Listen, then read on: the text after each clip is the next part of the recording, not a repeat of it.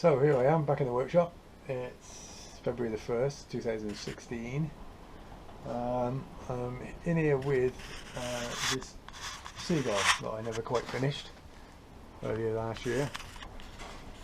Been a little bit busy with other bits and pieces, but finally found an hour just to sneak out into the workshop. It's about 9:15 on a very windy night, so I thought I would just have a quick hour just to see if we could finish it off. Now, the tank, which came off the old the old Silver Century engine that you may have seen in my other video, was a bit beaten to hell. All the ends were stoved in, both ends, and what I was hoping to do was to unsolder these ends, but you need a hell of a lot of heat. In the end, I landed up with my propane torch. I ran it for about 5 or 10 minutes, but the solder wouldn't run. I even got the barbecue fired up and got it on some red hot coals just to give it a head start, and then hit it with the propane torch, but it still wouldn't get hot enough. I've seen another guy on YouTube who's managed to, with a gas torch, unsweat these ends, which means you could then get it off and you could panel beat all these out and then sweat it back on again. But I haven't got the piece of kit to do that. So you may have seen in the background this 40 plus has bred again, and we've got yet another 40 plus engine, another eBay bargain, another £40 later, and this one's got a tank that's pretty decent. This end's not too bad at all. It's got a bit of a stove in on this end, but overall it's a pretty good condition tank. I was thinking again of cleaning it up, trying to fill the dents and bits and pieces, but I think I'm going to keep it original. I've give it a clean up. I've rinsed the inside, and I'm going to bolt it on, and then later in the week we'll give it a little bit of a test run, and then she'll be good for my engine. The reason we've got this one and not the Silver Century is because I put the Silver Century on my 15-foot fishing boat, and it was just far too big. It was nearly as big as the 25 horse Yamaha that I've got on there, so I sold that one. This one was kicking around, so I thought it's about the right size, let's do her up. So I've pretty much just given her a light strip and a clean up, bit of a polish on the tube there, a bit of paint where the chrome was crap, and I've rejetted the carb, so now she'll run 25:1. It's got a different needle. Cleaned a few bits and pieces up. I've resprayed the flywheel, checked all the points, cleaned all those up, put some fresh oil in her. I haven't had the head off this one, but we'll see how we go. If it runs a bit ropey, we can always take it apart and investigate a bit further. Advice from John at Save Old Seagulls was to get rid of this suppressor cap because he reckons they're crap. I'm going to give it a little go. It's got a brand new plug on there. We'll give it a go. He reckons the first sniff of salt water, the steel terminal that goes on the top of the spark plug tends to corrode and eventually gives up the ghost. But we'll give it a go. It all seemed fairly fresh and quite tidy. So we'll give it a run. If it works, we'll try it as it is for a bit, but we know what to fix if it starts to cough and splutter. Okay, so let's have a look at getting this tank back on there. Here we have the tank. I'll just put the tap back on it. It moves quite nice freely. I should put a little bit of grease inside where the tap slides in and out. So that'll help things along a bit. We've got a couple of these. I think they were felt washers, but these are a bit more plasticky. That then just drops straight on there.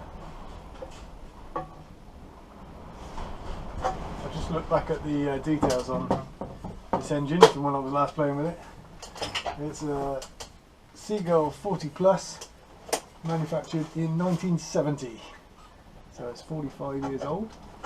It's not looking too bad for 45. So that pops on there.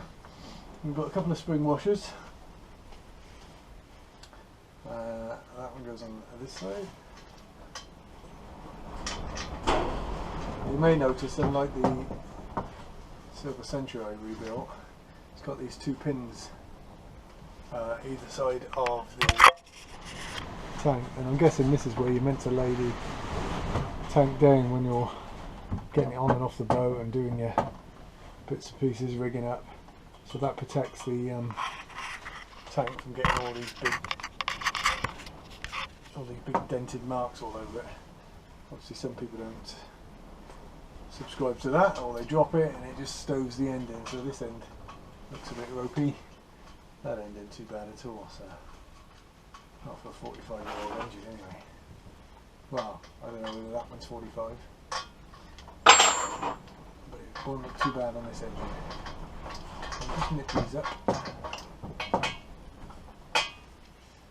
We've just got to get some more fuel in a week.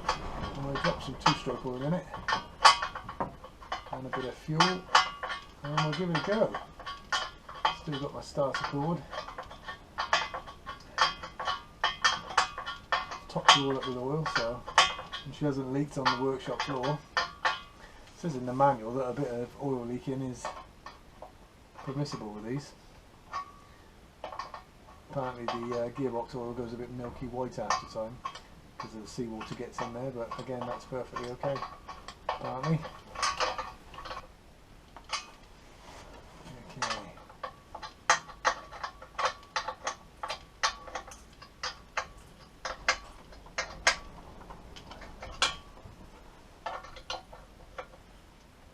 So I'm struggling to remember when I rebuilt this engine. It's been a busy year, 2015, and all of a sudden we're 1 month into 2016. This year I'm sure will fly by like last year.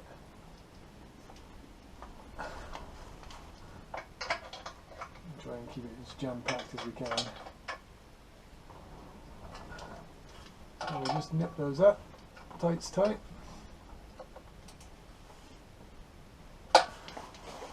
And then we reconnect the fuel pipe.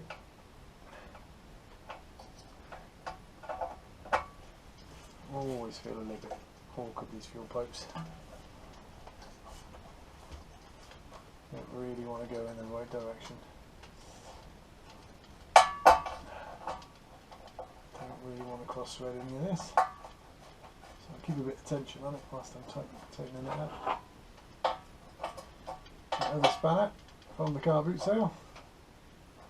I think that has just nipped it up nicely. That seems to be operating quite nicely. So there we go. I think we're all ready for a test run. So let's tighten the bar.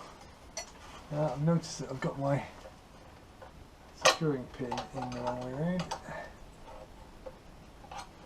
I'll slide that out, put it in on the right side, and then that clips down nicely there.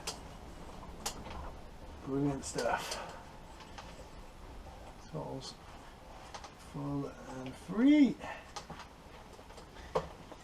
So there we have it. Pretty much finished 40 plus. Nice and shiny looking, ready for its first test run. While I'm at it, I might as well give a quick overview of this engine. Again, it's another 40 plus, and again, it's in fantastically good nick for an old motor. I'm going to make a note of the serial number and go and tap it in, but yeah, even the chrome on this one is in reasonably good nick. Problem is, somebody sheared the top nut off, obviously giving it too much welly, so I'm probably going to have to see if I can get a new crank, which is a complete strip down, and change the crank. But I haven't done one of these though, so that'll be a bit of an adventure. Might as well clean it up once it's got the new crank in it, and there we have another Seagull. However, I will need a tank, so I'm either going to have to address this, or worryingly I could end up buying another Seagull just to get a decent tank. It's never going to be never ending this, I can see it. This one came with a transom and a safety bar. It's all good. Just needs a crank and a top nut and a tank. It's the only way to get me 40 quid back there. It's a job for later in the year, I think. Let's concentrate on getting this one ready first. Okay, well, we've come out for a bit of a test run this evening. I've mixed up my 25:1 fuel mixture, but we seem to have a bit of a leak from the fuel tap. So before I try the test run, I think I need to do something about that. There's a rubber washer in there. It seems to seal it in the tube, and I think that's shrunk over time, so I'm going to see what we can salvage off of the old tank. Right, back on it. Okay, I'm going to give her a go.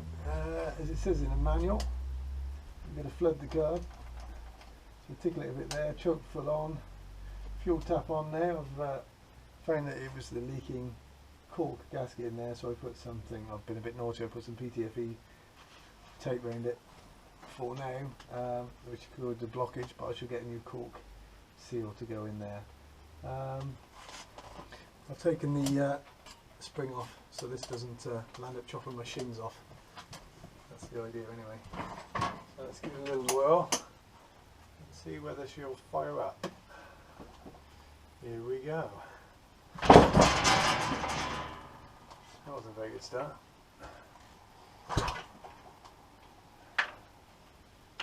Try that again, you get a proper pull.